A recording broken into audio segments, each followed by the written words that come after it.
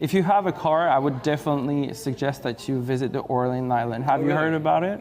Cet espace-là est dédié pour accueillir les gens, de sortir les cartes de la ville, d'expliquer un peu les environnements pour un peu les positionner.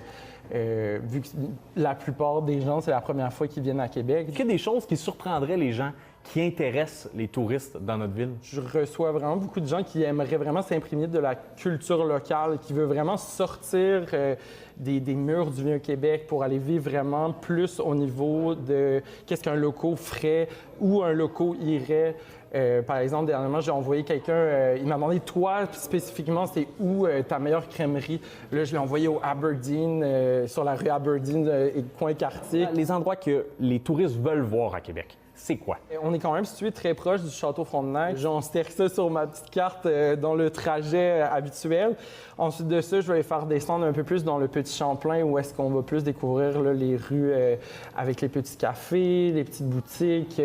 Ensuite de ça, ben c'est sûr que je vais me faire demander beaucoup les chutes Montmorency. J'en profite aussi, puis si vous pouvez aller aux chutes Montmorency, profitez-en pour aller à l'île d'Orléans si vous avez l'occasion. Je voudrais savoir, y a-t-il des choses que tu vois changer dans le milieu de concierge? Dans les dernières années, on fait face beaucoup à l'intelligence artificielle. Okay. Donc, il y a un type de clientèle qui arrive déjà préparé, qui a un itinéraire prédéfini, qui ont fait leurs recherches. Puis après ça, ils viennent me demander, après ça, les directions, comment s'y rendre. Est-ce que vous pensez que c'est bon? Est-ce que vous conseillez d'autres choses?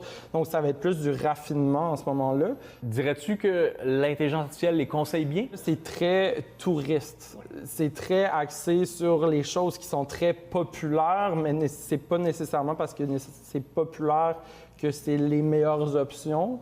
Donc là, je vais plus conseiller, OK, je vois ça, mais peut-être que si vous aimez ce genre de nourriture-là, ce genre d'expérience-là, je vous conseillerais peut-être plus un autre qui serait plus peut-être dans ce que vous recherchez vraiment. Un bon concierge, c'est quoi? De cerner le client, je pense, de vraiment voir ses besoins avant qu'il les demande. C'est vraiment quelqu'un qui va être attentionné et ouvert d'esprit et qui va essayer justement de un peu créer l'extraordinaire. Bien, merci beaucoup. Ça fait plaisir, merci.